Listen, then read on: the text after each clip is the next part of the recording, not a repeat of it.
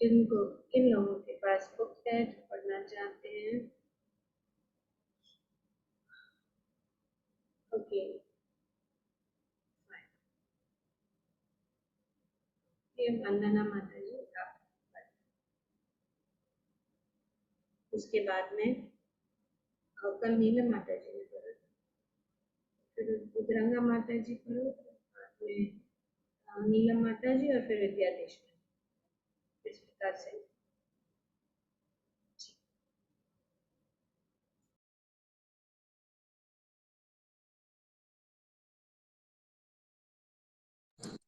Hare Krishna, shall I start, माताजी?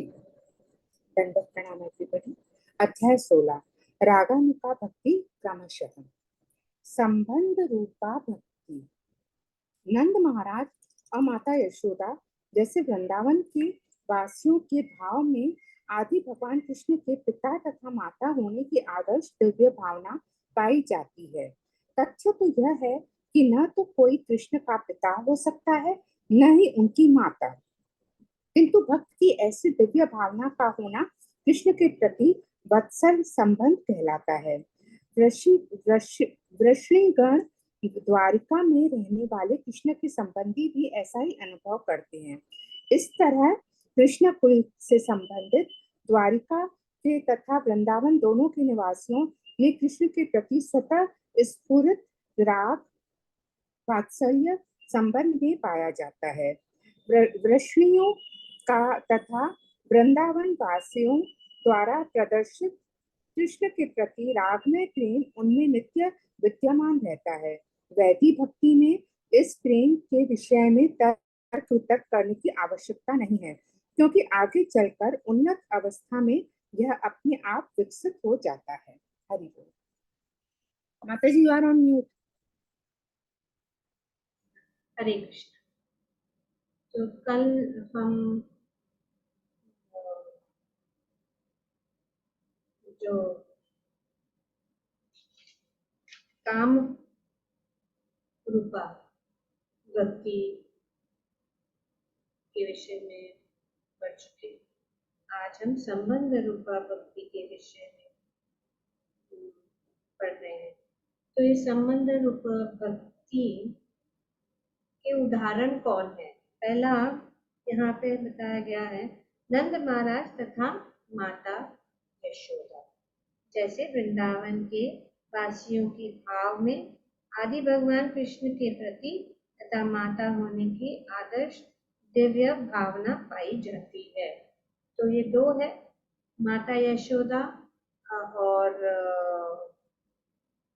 वृंदावन में नंद महाराज और वृषणीगण। तो ये तीन जो है, इन तीनों में तो यहाँ पे उदाहरण दिया जाए कि संबंध रूपा भक्ति। तो इसका वर्णन यह बताया गया। विष्णुओं तथा वृंदावन वासियों द्वारा प्रदर्शित कृष्ण के प्रति रागमय प्रेम उनमें नित्य विद्यमान रहता है।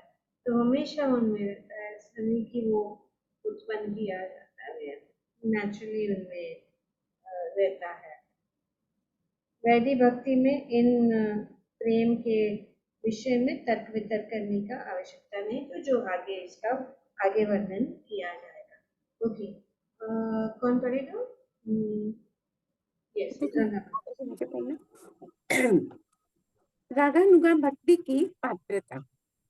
ऐसे व्यक्ति जो वृष्णियों तथा वृंदावन वासियों जैसे कृष्ण के नित्य भक्तों के पद चिन्हों का अनुसरण करना चाहते हैं, वे रागानुगा भक्त कहलाते हैं, जिसका अर्थ यह होता है कि वे उन भक्तों की सी सिद्धि पाने के लिए प्रयत्नशील रहते हैं। ये रागानुगा भक्त वैदिक भक्ति का कड़ाई से पालन नहीं करते, अपितु वे नंद या यशोदा जैसे किसी नित्य भक्त के प्रति अपनी रागमयी प्रकृति के कारण आकृष्ट हो जाते हैं और उनके चरण चिन्हों पर त्वरित चलने का प्रयास करते हैं। उनमें किसी भक्त विशेष जैसा बनने की आकांक्षा का क्रमिक विकास होता है और यह क्रिया रागानुगा कहलाती है। तो यहाँ पे रागानुगा भक्ति की पात्र या रागानुगा भक्ति का की परिभाषा बताई गई है। क्या परिभाषा है कि ऐसे व्यक्ति जो विष्णुओं तथा वृंदावन वासियों जैसे कृष्ण के नित्य भक्तों के पद चिन्हों का अनुसरण करना चाहते हैं, वे रागानुग भक्त कहलाते हैं। तो रागानुग भक्त कौन है? रागानुग भक्त वो है जो वृंदावनवासी या विष्णुओं के पद चिन्हों का अनुसरण करते हैं और उनको रागानुग भक्त कहते हैं, जिसका अर्थ यह है होता है कि वह उन भक्तों की सिद्धि पाने के लिए प्रयत्नशील होते हैं। तो वे रागानुग भक्त कौन है? जो इन भक्तों जिनका वर्णन किया गया है, जैसे कि विष्णु तथा वृंदावन वासियों के पद चिन्हों के अनुसरण करना चाहते हैं और उन भक्तों की सिद्धि पाने के लिए प्रयत्नशील होते हैं। तो उनके पद चिन्हों के अनुसार और उनके जैसी सिद्धि प्राप्त करने की प्रयत्नशील होते हैं। तो उनमें किसी भक्त विशेष जैसा बनने की आकांक्षा का क्रमिक विकास होता है और यह क्रिया रागानुगा कहलाती है। तो ये रागानुगा भक्त की परिभाषा यहाँ पे बताई गई है कि किस प्रकार से वे जो है किसी भी एक भक्त, चाहे वो नंदन बाबा हो, चाहे वो माता यशोदा हो, या चाहे वो विष्णु के जो सदस्य, उनके पद चिन्हों के अनुसार जो है अनुसरण करना चाहते हैं और उनको जो है उनको रागानुगा कहते हैं। आगे पढ़ो। Okay, you read, continue. किंतु हमें यह सदैव स्मरण रखना चाहिए कि व्रज यानी कि वृंदावन वासियों के चरण चिन्हों पर चलने की यह उत्सुकता तब तक संभव नहीं है जब तक मनुष्य भौतिक कलमक से मुक्त ना हो ले। वैदिक भक्ति के सिद्धांतों का पालन करते समय एक अवस्था आती है जिसे अनर्थ निवृत्ति कहते हैं, जिसका अर्थ है समस्त भौतिक कलमश का लोप। कभी कभी कोई व्यक्ति ऐसे भक्ति में प्रेम का अनुकरण करता है, किंतु वास्तव में वह अनर्थों अर्थात अवांछित आदतों से मुक्त नहीं हुआ होता। ऐसा देखा गया है कि तथाकथित भक्त अपने को नंद, यशोदा या गोपियों का अनुयायी तो घोषित करता है, किंतु साथ ही संसारी यौन वृत्ति के प्रति उसका कुत्सित आकर्षण प्रकट होता रहता है। दिव्य प्रेम का ऐसा प्राकट्य मात्र नकल होता है जो निरर्थक है। जब कोई गोपियों के प्रेम में सिद्धांतों की ओर सचमुच त्वरित आकृष्ट होता है, तो उसके चरित्र में संसारी कलमश का लेश भी ढूंढने को नहीं मिलता। यहाँ पे उदाहरण दिया जाता है कि या बताया जा रहा है कि जो इस स्तर पर है रागानुगा भक्ति और जो इस ब्रजवासियों के पद चिन्हों के ऊपर चलने चाहता है, वो तब तक नहीं चल पाता जब तक वो जो है भौतिक कलमश से मुक्त ना हो। तो जो भौतिक कलमश से मुक्त है, वही रागानुगा पथ पर चल सकता है और वो वृंदावन के जो ये वासियों हैं, उनके पद चिन्हों के अनुसार चल सकते हैं। यहाँ पे ये भी बताया गया है कि वैदिक भक्ति के सिद्धांतों का पालन करते समय एक अवस्था आती है जिसे अनर्थ निवृत्ति कहते हैं, जिसका अर्थ है समस्त भौतिक कलमश का लोप। मतलब जब सब अनर्थ निवृत्ति मतलब सभी अनर्थ से मुक्त। जैसे हम जानते हैं कि अनेक स्तर है भक्ति प्रेम तक पहुंचने के लिए। वो श्रद्धा से शुरू होती है, श्रद्धा, साधु संग, भजन क्रिया और फिर अनर्थ निवृत्ति। इस प्रकार से निष्ठा वगैरह पहुंचते पहुंचते अंत तक प्रेम तक। तो जब तक हम अनर्थ निवृत्ति, हमारे अंदर अनर्थ जो है वो नष्ट नहीं होते, या जो भी कल्मश है वो नष्ट नहीं होते, तब तक हम इस रागानुगा स्तर तक नहीं पहुंच सकते। तो ये यहाँ पे बताया गया। आगे पढ़ो। ओके, अच्छा नीलम माता जी पढ़े माता जी। हाँ, कंटिन्यू। अतएव प्रारंभ में हर एक को चाहिए कि शास्त्रों तथा गुरु के आदेशों के अनुसार वैदिक वैदी भक्ति का दृढ़ता से पालन करें। भौतिक कलमठ से मुक्ति प्राप्त करने के पश्चात ही वृंदावन के भक्तों के चरण चिन्हों पर चलने की आकांक्षा करनी चाहिए। यहाँ पे स्पष्ट बताया गया कि बहुत जरूरी है, डायरेक्टली ऐसे हम नकल नहीं उतार सकते कि हम रागानुगा भक्ति में है। तो इसीलिए ये आवश्यक है कि प्रारंभ में हर एक को चाहिए कि शास्त्रों तथा गुरु के आदेशों के अनुसार वैदिक भक्ति, ये बहुत जरूरी है कि वैदिक भक्ति का पालन किया जाए। और वैदिक भक्ति का पालन दृढ़ता से करने से और भौतिक कलमश से मुक्त होने के बाद ही वृंदावन के भक्तों के चरण चिन्हों पर चलने की आकांक्षा करनी होती है। ओके नीलम माता जी, आप करो। हरे कृष्ण माता जी।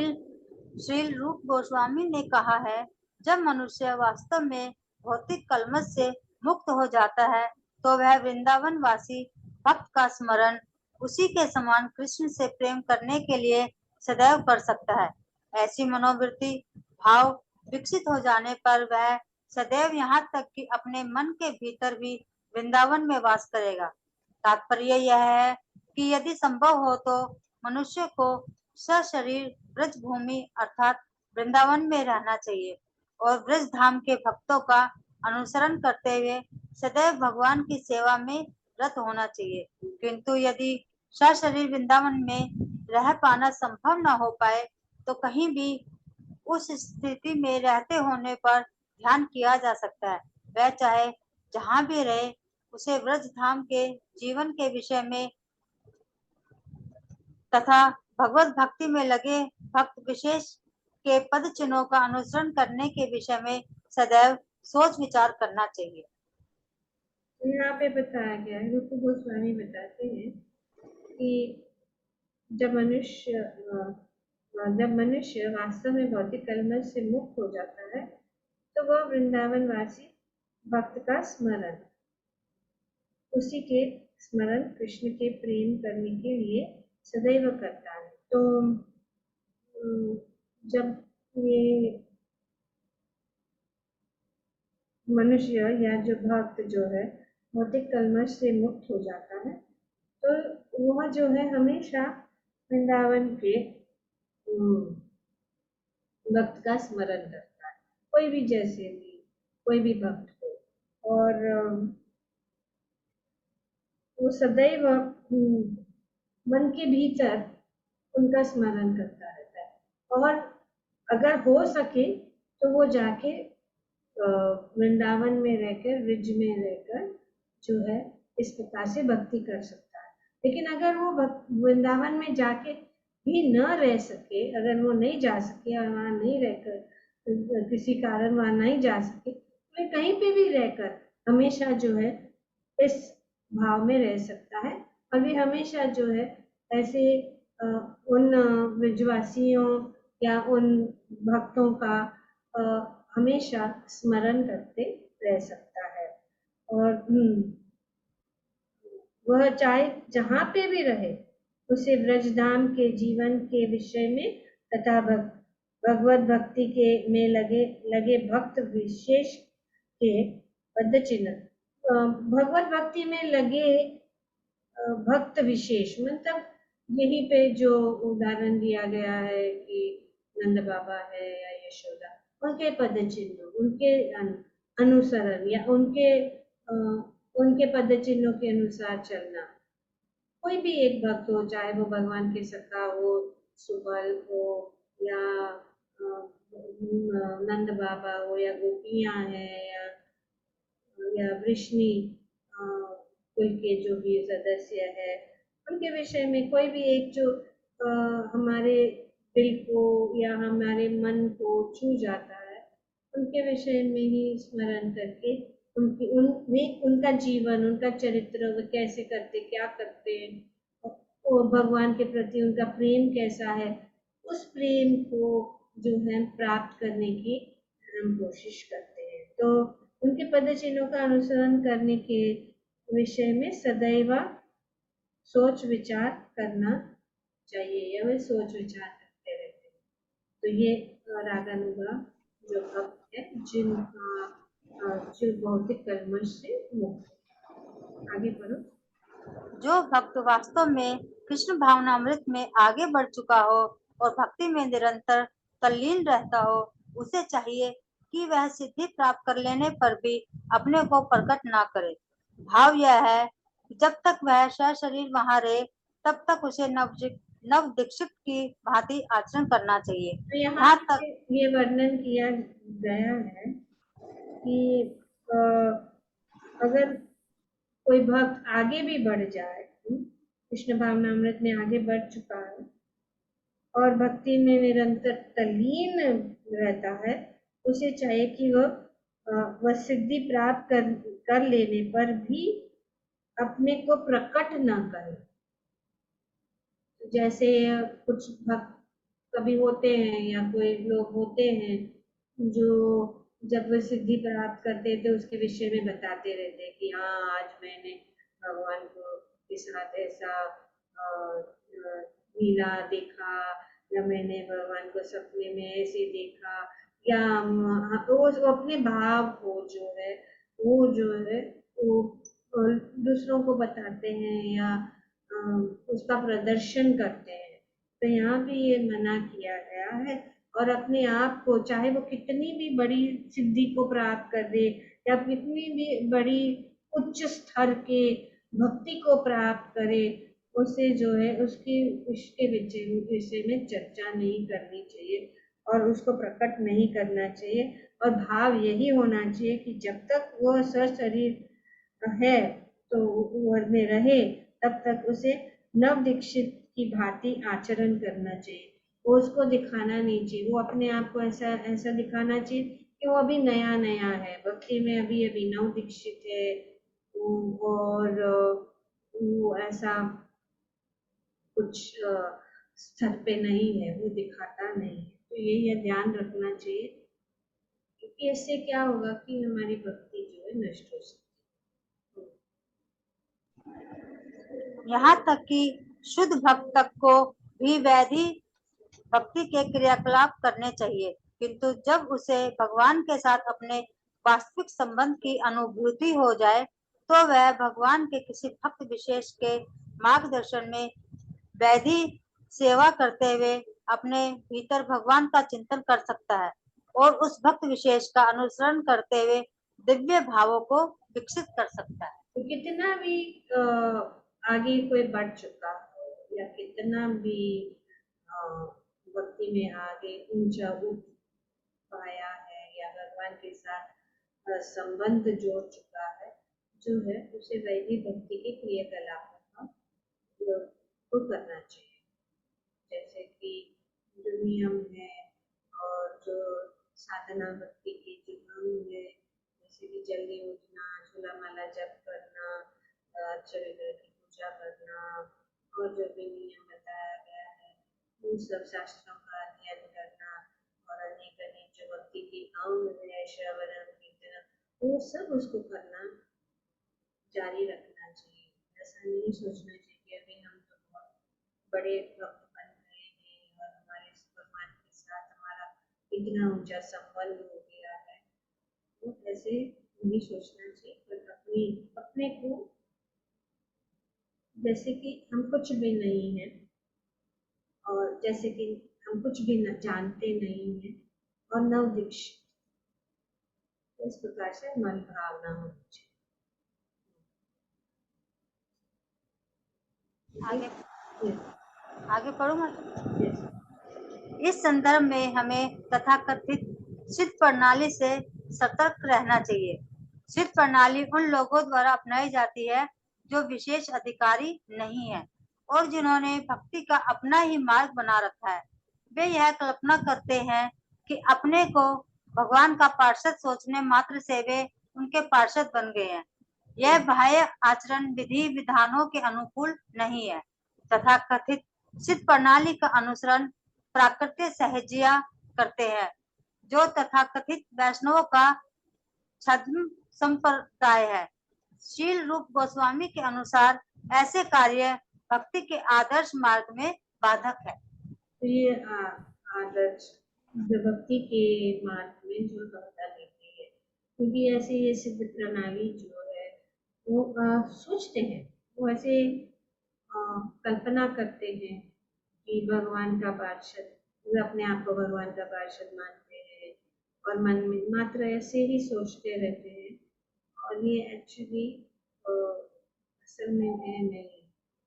तो इसलिए यहाँ पे बताया गया है कि ये प्राकृतिक सहज्य कहलाते हैं और ये बाधक है भक्ति के लिए।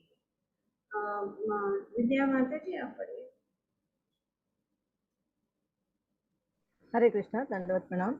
इस संदर्भ में हमें तथाकथित सिद्ध प्रणाली से सतर्क रहना चाहिए।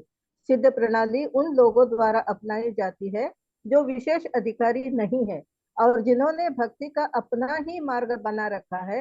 वे यह कल्पना करते हैं कि अपने को भगवान का पार्षद सोचने मात्र से वे उनके पार्षद बन गए हैं।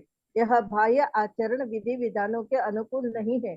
तथाकथित सिद्ध प्रणाली का अनुसरण प्राकृत सहजिया करते हैं, जो तथाकथित वैष्णवों का छद्म संप्रदाय है। श्री लघुरूप गोस्वामी के अनुसार ऐसे कार्य भक्ति के आदर्श मार्ग के बाधक है। आगे पढ़ो।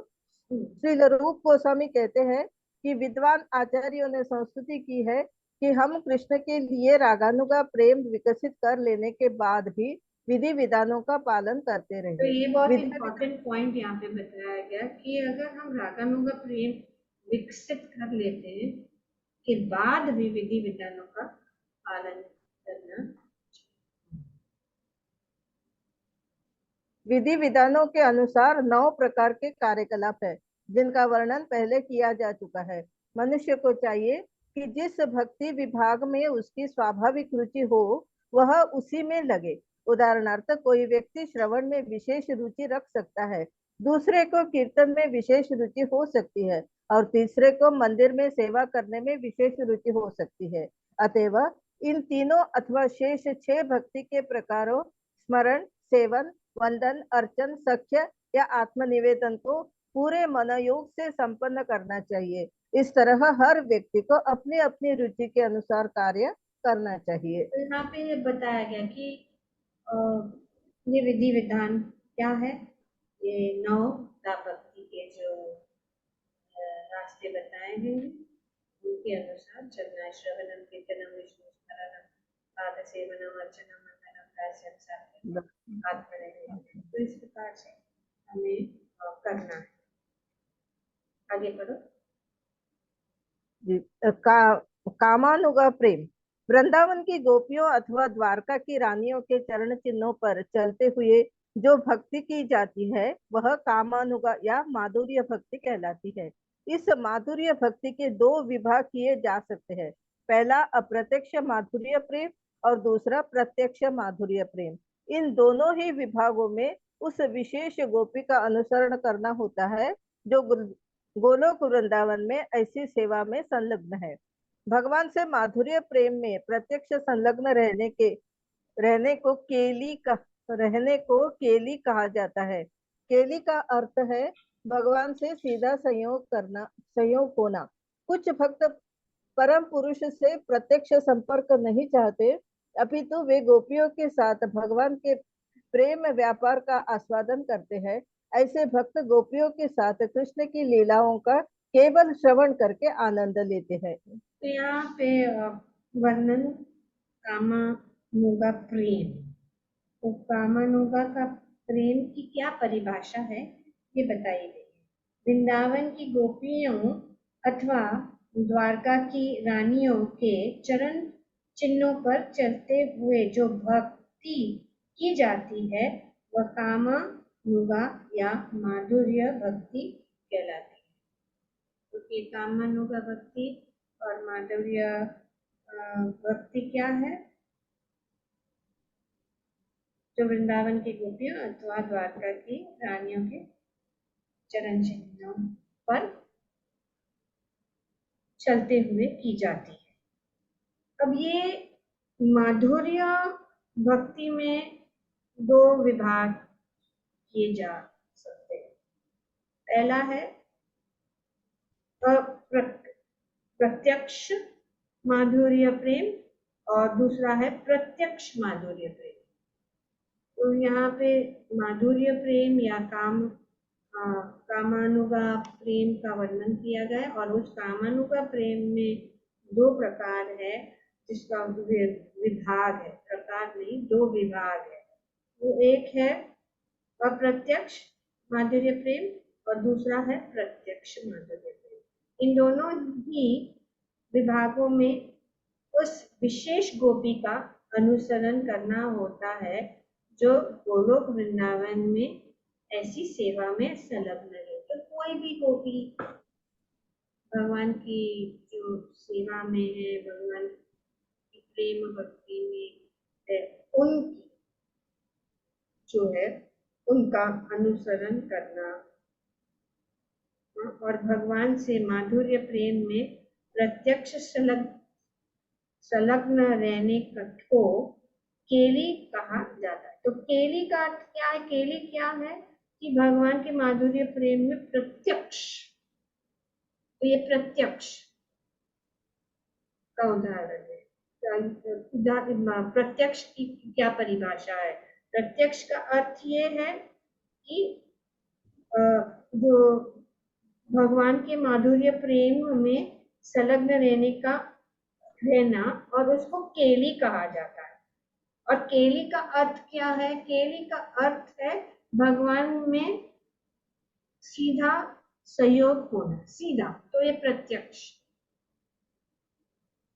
और अप्रत्यक्ष क्या है? कुछ भक्त परम पुरुष से प्रत्यक्ष संपर्क नहीं चाहते, अपितु वे गोपियों के साथ भगवान के प्रेम व्यापार का आस्वादन करते हैं। गोपियों के साथ प्रत्यक्ष जो गोपी अनुभव कर रही है वो नहीं, जैसे कि केली जो यहाँ पे वर्णन किया गया है कि प्रत्यक्ष भगवान के साथ, वे स्वयं भगवान के साथ डायरेक्ट, और ये इनडायरेक्ट है। इनडायरेक्ट मतलब गोपियों के द्वारा, गोपियों के साथ, वे गोपियों के साथ भगवान के प्रेम व्यापार का आस्वादन करते हैं।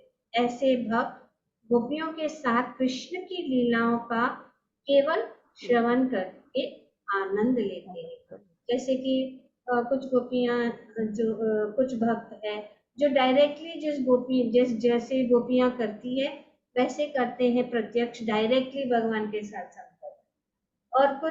और दूसरा जो अप्रत्यक्ष है वे क्या कहते, गोपियों के साथ रहते, और गोपियों के साथ रहने से वे क्या है, भगवान के विषय में जानते रहते हैं कि भगवान आज ऐसी लीला की, कहाँ गए, क्या कर रहे हैं, और उनसे सुनते रहते हैं और उसमें ही वे आनंद लेते हैं।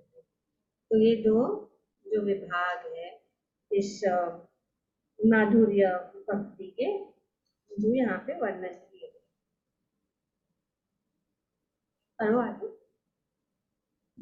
माधुर्य प्रेम का यह विकास उन्हीं में संभव है जो पहले से ही वैदिक भक्ति में विशेष रूप से मंदिर में राधा कृष्ण की पूजा में लगे रहते हैं।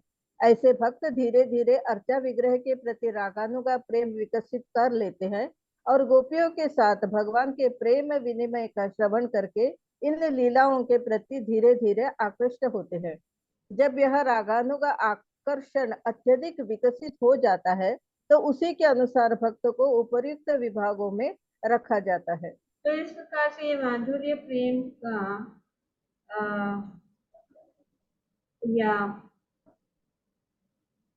वैदी भक्ति में विशेष रूप से जो मंदिर में या अर्च विग्रह की सेवा कर रहे, राधा कृष्ण की सेवा, राधा कृष्ण की पूजा में लगे रहते हैं, तो क्योंकि राधा कृष्ण की सेवा करते करते करते जो है धीरे धीरे वो अर्च विग्रह के प्रति रागानुगा प्रेम विकसित, तो कैसे इस कहते हैं इस प्रकार के एक सिमुलेशन है, वो राधा कृष्ण की मूर्ति की सेवा करते करते वही भाव जो है वो अर्च विग्रह के साथ वो उत्पन्न करते हैं, और इस प्रकार से उनके अंदर जो है ये रागानुगा प्रेम विकसित हो जाता है, और गोपियों के साथ भगवान की प्रेम विनिमय का श्रवण करके इन लीलाओं के प्रति धीरे धीरे आकर्षित, तो इस प्रकार से वे जो है इस मार्ग पे आ जाते। तो अर्च विग्रह की सेवा जैसे कि राधा कृष्ण की सेवा करने से धीरे धीरे जो है भगवान के प्रति गोपियों के जैसा जो प्रेम है वो डेवलप हो सकता है। जब यह रागानुगा आकर्षण अत्यधिक विकसित हो जाता है तो उसी के अनुसार भक्त की उपयुक्त विभागों में रखा जा सकता है। तो इस प्रकार से वे जब ये विकसित हो जाता है तो उनको चाहे प्रत्यक्ष या अप्रत्यक्ष। ओके, आगे बढ़ना माता जी को। कृष्ण के प्रति माधुर्य प्रेम का यह विकास केवल स्त्रियों में ही नहीं होता। भौतिक शरीर को आध्यात्मिक प्रेम व्यापार से कुछ भी लेना देना नहीं रहता। स्त्री चाहे तो कृष्ण की मित्र यानी सखी बनने का भाव विकसित कर सकती है, और इसी तरह पुरुष भी चाहे तो वृंदावन की गोपी बनने का भाव विकसित कर सकता है। एक पुरुष भक्त किसी प्रकार एक गोपी बनने की इच्छा कर सकता है। इसका वर्णन पद्म पुराण में इस प्रकार मिलता है। प्राचीन काल में दंडकारण्य में अनेक ऋषि रहते थे। दंडकारण्य उस जंगल का नाम है जहां अपने पिता द्वारा देश निकाला दिए जाने पर भगवान रामचंद्र ने 14 वर्ष तक वनवास किया था। उस समय वहां अनेक बड़े बड़े ऋषि थे जो भगवान रामचंद्र की रूप माधुरी से मुग्ध हो गए थे और उनका आलिंगन करने के लिए वे स्त्री बनना चाहते थे। बाद में यही ऋषि गोलोक वृंदावन में प्रकट हुए जहां भगवान कृष्ण ने अवतार लिया था। वे गोपियों अर्थात कृष्ण की सखियों के रूप में उत्पन्न हुए। इस प्रकार उन्हें आध्यात्मिक जीवन की सिद्धि प्राप्त हो गई। तो यहाँ पे वर्णन कि कृष्ण का माधुर्य प्रेम ऐसा नहीं है कि सिर्फ स्त्री कर सकती है, लेकिन पुरुष भी भगवान के प्रति प्रेम उत्पन्न कर सकता है, और जो स्त्री भी जो है भगवान के साथ मित्रता कर सकती है। तो और वही भाव जो है पुरुष भी रख सकता है कि भगवान के साथ प्रेम, भगवान के साथ नजदीक, भगवान का माधुर्य प्रेम का जो है वे उनके मन में इच्छा हो सकती है, और वो हो सकता है। उदाहरण यहाँ पे दिया गया है कि दंडकारण्य के जंगल में जब श्री रामचंद्र जो है वन में घूम रहे थे, तो वहाँ के जो ऋषि मुनि थे उनको जो है माधुर्य प्रेम भगवान के प्रति, भगवान के साथ माधुर्य रस का जो भाव है उनके मन में आए, और वे जो है गोपी बनकर भगवान के साथ इस प्रकार से जो है इस रस का आनंद लेना चाहते थे। तो बाद में यही ऋषि गोलोक वृंदावन में प्रकट हुए जहाँ भगवान कृष्ण के लिए अवतार लिया था। वे गोपियों अर्थात कृष्ण की सखियों के रूप में उत्पन्न हुए। इस प्रकार उन्हें आध्यात्मिक जीवन की सिद्धि प्राप्त हुई। तो भगवान के साथ संबंध जोड़ना ऐसा नहीं है कि स्त्री ही कर सकती है, लेकिन पुरुष भी कर सकते। वंदना माता जी। दंडकारण्य के ऋषि की कथा इस ऋषियों की कथा इस प्रकार बतलाई जाती है। जब भगवान रामचंद्र दंडकारण्य के निवास कर रहे थे तो भक्ति में तल्लीन रहने वाले ऋषि मुनि उनके सौंदर्य से आकर्षित हो गए और उन्होंने तत्काल वृंदावन की गोपियों का चिंतन किया जो कृष्ण के साथ माधुर्य प्रेम का भोग कर रही थी। यहाँ यह स्पष्ट है कि दंडकारण्य के ऋषियों की गोपियों जैसे माधुर्य प्रेम की इच्छा हुई, यद्यपि उन्हें भली भांति ज्ञात था कि कृष्ण तथा रामचंद्र दोनों ही भगवान हैं। वे जानते थे कि आदर्श राजा होने के कारण रामचंद्र एक से अधिक पत्नी नहीं रख सकते थे तथा कृष्ण पूर्ण भगवान होने के कारण वृंदावन में उन सबों की इच्छा पूरी कर सकते थे। इन ऋषियों मुनियों ने यह भी निष्कर्ष निकाला कि कृष्ण का रूप भगवान रामचंद्र के रूप की अपेक्षा अधिक आकर्षक है। अतएव उन्होंने प्रार्थना की कि वे अगले जन्म में गोपियां बने जिन्हें उन्हें कृष्ण का सानिध्य प्राप्त हो। भगवान रामचंद्र मौन रहे। उनका यह मौन बतलाता है कि उन्होंने ऋषियों की प्रार्थना स्वीकार कर ली। इस तरह भगवान रामचंद्र ने उन्हें अगले जीवन में भगवान कृष्ण का सानिध्य प्राप्त करने के लिए वरदान दिया। इस वर के अनुसार उन्होंने गोकुल की गोपियों के गर्भ से स्त्रियों के रूप में जन्म लिया और जैसे कि उन्होंने पूर्व जन्म में कामना की थी कि उन्होंने कृष्ण का सानिध्य प्राप्त किया जो उस समय गोकुल वृंदावन में विराज रहे थे। इस तरह भगवान कृष्ण के साथ माधुर्य प्रेम की दिव्य भावना विकसित करके उन्होंने अपने मनुष्य जीवन को धन्य बनाया। तो यहाँ पे वर्णन जिससे बताया जा रहा है कि किस प्रकार से जो दंडकारण्य के जो ऋषि थे वे भगवान के प्रति आकर्षित हो गए और वे भगवान को अपना पति के रूप में चाहते थे। उनके पर क्योंकि भगवान रामचंद्र भी इतने उनका सौंदर्य को देख के वे जो है आकर्षित भगवान रामचंद्र जो है वे मर्यादा पुरुषोत्तम है। वे एक ही पत्नी को स्वीकार कर सकते हैं। वे एक ही पत्नी को स्वीकार करने का उन्होंने जो इस अवतार में उन्होंने जो तय किया था तो इस प्रकार से जो है वे किसी और को नहीं अपना सकते। तो पर भगवान श्री कृष्ण पूर्ण पुरुषोत्तम है और वे जो है सभी को स्वीकार कर सकते हैं। तो इस वजह से वृंदावन में इन सबों इच्छा पूरी वे कर सकते थे। तो इसीलिए ये ऋषि मुनियों ने यह भी निष्कर्ष निकाला कि श्री कृष्ण जो है भगवान श्री रामचंद्र से भी अधिक आकर्षित है।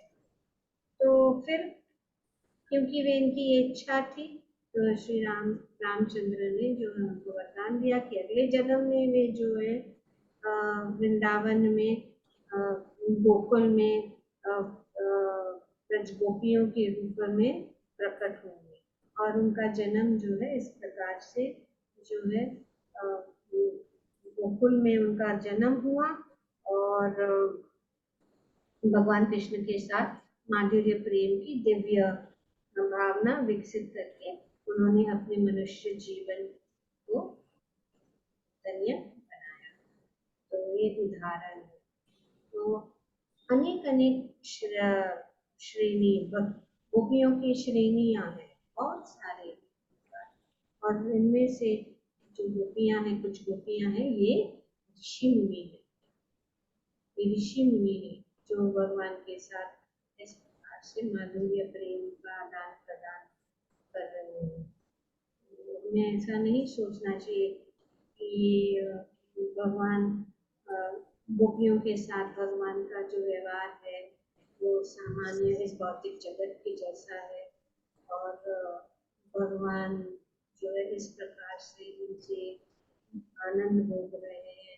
ऐसा नहीं है। भगवान सभी की इच्छाओं को पूर्ण करते हैं और इस प्रकार से यहाँ उदाहरण दिया गया है कि किस प्रकार से ऋषि मुनि की इच्छा थी कि भगवान को अपने पति के रूप में स्वीकार करें। माधुर्य प्रेम की दो श्रेणियां होती हैं। पति पत्नी के रूप में माधुर्य प्रेम स्वकीय तथा एवं प्रेमिका का माधुर्य प्रेम प्रेम पर किया। जो कोई पति पत्नी रूप में कृष्ण के माधुर्य प्रेम विकसित करता है वह द्वारिका चला जाता है, जहाँ वह भगवान की रानी महिषी बन जाता है। जो प्रेम के रूप में कृष्ण से माधुर्य प्रेम विकसित करता है वह गोलोक वृंदावन जाता है, जहाँ वह गोपियों के संग रहता है और कृष्ण के साथ प्रेम व्यापार भोगता है। किंतु हमें सावधान होकर ध्यान देना होगा कि गोपी या महिषी के रूप में कृष्ण के लिए यह माधुर्य प्रेम स्त्रियों तक ही सीमित नहीं है। पुरुष भी ऐसे भाव के लिए वह माधुर्य प्रेम पुरुष भी ऐसे भाव विकसित कर सकते हैं जैसे कि दंडकारण्य के ऋषियों से साक्षात्कार प्रकट है। यदि कोई माधुर्य प्रेम की कामना करता है किंतु गोपियों के पद चिन्हों पर नहीं चलता तो उसे भगवान का सानिध्य द्वारिका में प्राप्त होता है। महाकुंभ पुराण में कहा गया है, अग्निदेव के महर्षि पुत्रों ने कृष्ण के माधुर्य प्रेम की प्राप्ति हेतु विधि विधानों का दृढ़ता से पालन किया। फलस्वरूप उन्हें अगले जन्म में समस्त सृष्टि के उत्तम भगवान वासुदेव या कृष्ण का सानिध्य प्राप्त हो सका और सबों ने उन्हें अपने पति रूप में प्राप्त किया। तो इस प्रकार से यहाँ पे बहुत सुंदर वर्णन किया गया। पर ये माधुर्य प्रेम में भी दो श्रेणियां हैं। ये दो श्रेणियां क्या है? पति पत्नी के रूप में, हाँ, उसको कहते हैं स्वकीय या विवाहित प्रेम, तथा प्रेमी एवं प्रेमिका का माधुर्य प्रेम पारिकीय। जैसे हम जब वर्वज धाम महिमामृत में हम गाते हैं, पारिकीय भावे जहाँ ब्रजे ते ब्रजा, तो पारिकीय भाव मतलब अविवाहित प्रेम। तो ये दो श्रेणियां बताई गई है। पति पत्नी के रूप में ये माधुर्य रस या माधुर्य प्रेम की दो श्रेणियां है। कौन सी दो श्रेणियां हैं? एक है पति पत्नी के रूप में स्वकीय और प्रेमी एवं प्रेमिका का माधुर्य प्रेम पारिकीय। तो पारिकीय और स्वकीय। जो कोई पत्नी रूप में कृष्ण से माधुर्य प्रेम विकसित करता है वह द्वारका चला जाता है। तो द्वारका की रानियां उदाहरण है। वो द्वारका में भगवान की रानी बनकर वहां पे वे चला जाता है। और जो प्रेमी के रूप में कृष्ण के से माधुर्य प्रेम विकसित करता है वह गोलोक वृंदावन जाता है, जहाँ वह गोपियों के संग रहता है और कृष्ण के साथ प्रेम व्यापार होता है। तो ये दो श्रेणियां बताई गई है। कौन सी है? एक है माधुर्य रस की, एक है स्वकीय और पारिकीय। तो स्वकीय है वो कहाँ जाते हैं? द्वारका की रानियां, उनका उदाहरण है। और जो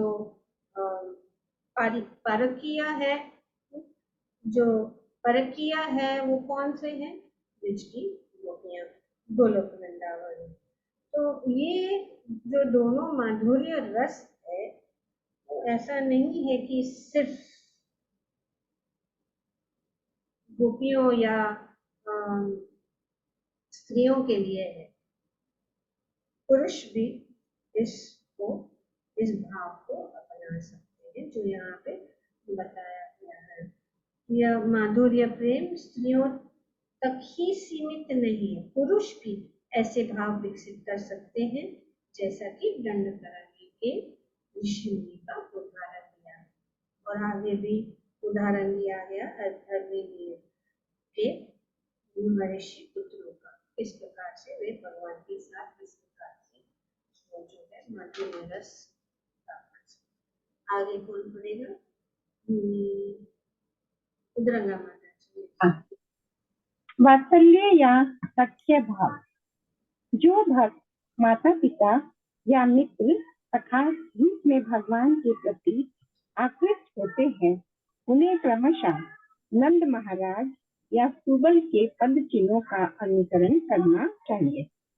नंद महाराज कृष्ण के पोष्य पिता थे और ब्रज भूमि में कृष्ण के समस्त मित्रों में उनके सर्वाधिक घनिष्ठ मित्र सुबल थे। भगवान के पिता या सखा बनने के भी दो प्रकार हैं। एक विधि यह है कि सीधे भगवान का पिता बनने का प्रयास किया जाए और दूसरी विधि है कि नंद महाराज का अनुसरण करते हुए कृष्ण के पिता होने के आदर्श की चेष्टा की जाए। फिर से यहाँ पे दो जो बताए गए प्रकार, एक डायरेक्ट और इनडायरेक्ट, तो दैट इज वेरी क्लियर। आगे भी पढ़िए। उन दोनों विधियों में से सीधे कृष्ण का पिता बनने की विधि की संस्तुति नहीं की जाती। ऐसी विधि मायावाद दर्शन से कलुषित हो सकती है। मायावादी या एकेश्वरवादी अपने आप को कृष्ण मानते हैं और यदि कोई यह सोच ले कि वह स्वयं नंद महाराज हो गया तो उसका पितृ प्रेम मायावादी दर्शन से कलुषित हो जाएगा।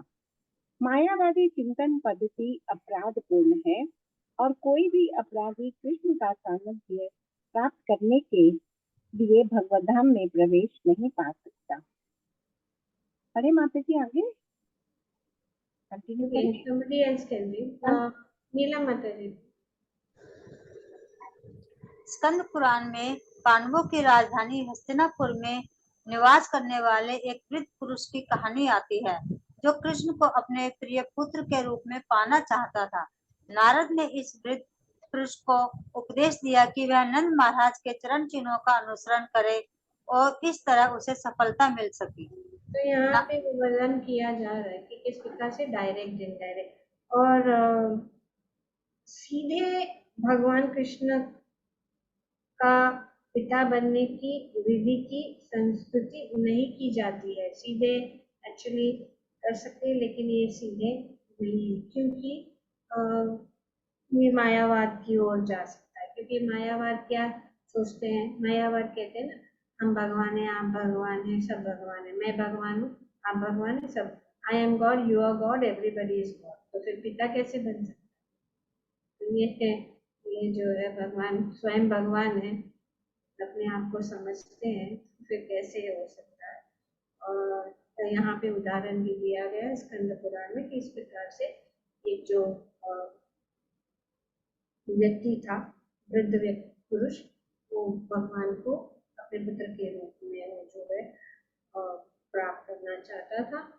तो नारद मुनि ने उनके आदेश दिया कि नंद बाबा के पद चिन्हों के अनुसार आगे बढ़ो। नारायण व्यूहस्तव में एक कथन आता है कि जो लोग भगवान का चिंतन अपने पति, मित्र, पिता या हितैषी के रूप में करते हैं वे सदा सर्व पूजनीय होते हैं।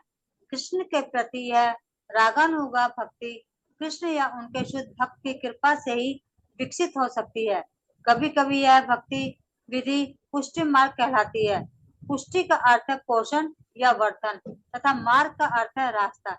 इस तरह के भाव के विकास से सर्वोच्च स्तर तक भक्ति का पोषण होता है, इसलिए इसे पुष्टि मार्ग कहते हैं। वल्लभ संप्रदाय जो वैष्णव धर्म के विष्णु स्वामी संप्रदाय से संबंधित है, इसी पुष्टि मार्ग से कृष्ण की पूजा करता है। सामान्यतः गुजरात में भक्तगण बाल कृष्ण की पूजा पुष्टि मार्ग से ही करते हैं। ये यहाँ पे उदाहरण भी दिया गया है।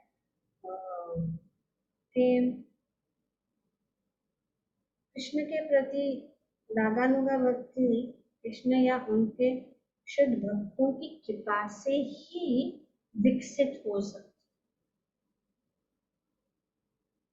डायरेक्टली। तो इसीलिए इस विधि को पुष्टि मार्ग, तो पुष्टि मार्ग क्या? पुष्टि मार्ग का अर्थ है पोषण या वर्धन, और मार्ग का अर्थ है रास्ता। तो पुष्टि का अर्थ है पोषण, इसके द्वारा भगवान के भक्त, शुद्ध भक्त के द्वारा जो कृपा प्राप्त होने से, भगवान की कृपा प्राप्त होने से जो है, ये जो है रागानुगा भक्ति प्राप्त की जा सकती है। तो इसीलिए यहाँ पे बताया गया है कि इस तरह के भाव के विकसित से सर्वोच्च स्तर तक भक्ति का पोषण होता है, इसलिए इसे पुष्टि मार्ग, पोषण हमेशा होता है, सर्वोच्च स्तर तक पोषण होता है, इसीलिए उसे पुष्टि मार्ग। और ये वल्लभ संप्रदाय जो 4 संप्रदायों में से है, जो वल्लभ संप्रदाय विष्णु स्वामी संप्रदाय से संबंधित है, इसी पुष्टि मार्ग से कृष्ण की पूजा करता है। तो ये पुष्टि मार्ग भी इस प्रकार से। और सामान्यतः हम देखते हैं गुजरात में भक्तगण बाल कृष्ण की पूजा पुष्टि मार्ग से ही करते हैं। यहाँ पे बताया गया है और इस प्रकार से हम ये जो 16वां अध्याय है आज यहाँ पे हम कंप्लीट कर चुके हैं। और अब जो है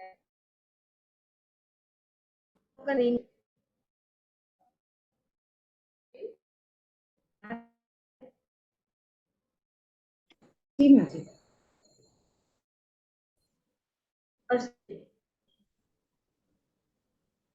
और हाथ ऊपर कीजिए, ये बहुत जरूरी है। अगर किसी को बोलना है डायरेक्टली मत बोलिए, क्योंकि फिर 2-3 लोग एक साथ बोल देते हैं, सबको मौका दिया जाएगा बोलने के लिए। तो हाथ ऊपर कीजिए please. Thank you very much. माता जी रिकॉर्डिंग स्टॉप करो। यस।